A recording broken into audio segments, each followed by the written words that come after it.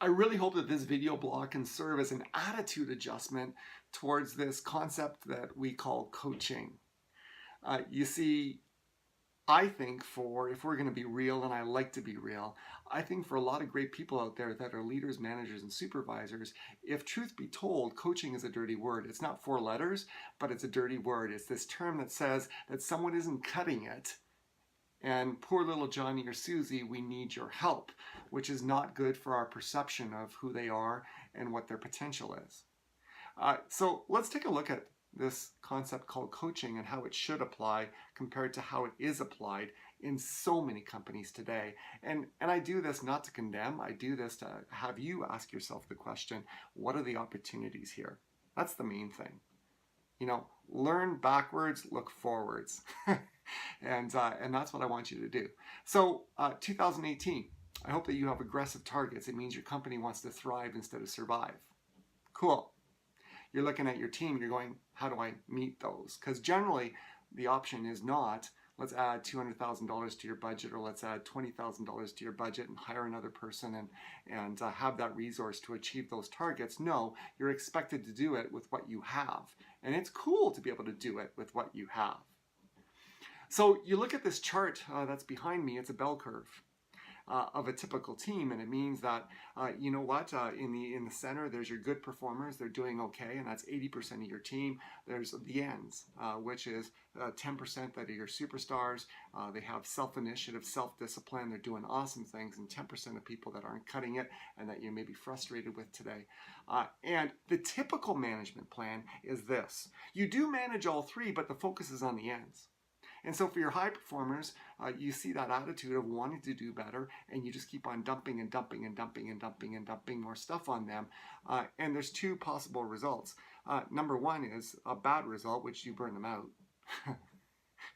And we've all seen that in organizations, and all of a sudden you've taken this advantage on your end and you've actually dampened it a little bit. And the second result is you do get a little bit more of them, but here's the truth, they're only 10%. And you need more.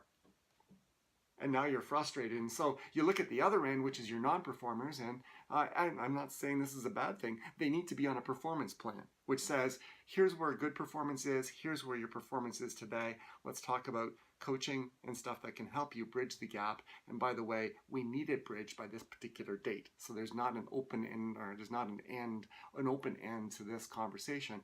This needs to be addressed, and you work with them on it. And what we typically see, or I typically see, and have seen in my own career, is that training is offered to the 80%. So you have a training budget, and you send them to more courses and they get more knowledge. But here's the scoop, and this is ironic coming from a trainer. More knowledge may not change their current habits. And their current habits are what is driving their current results. The knowledge is foundational to building capacity, but capacity is a term that I am passionate about. It is driving people, creating an environment that helps them leverage more of what they know. A friend of mine is a sales manager for an international brand and manages an international sales team. And he's a pretty smart guy, and he's achieving great things, and he looks at his curve and he says, Dave, I need to move the iceberg. I need to move the 80%. Can you help me do that? The vehicle to moving the 80% is simply not more training. You may get some bump from that, but you're not going to get a lot. The way to move the 80% is coaching. Coaching is an intentional process that forces people to discover how they can best use what they already know.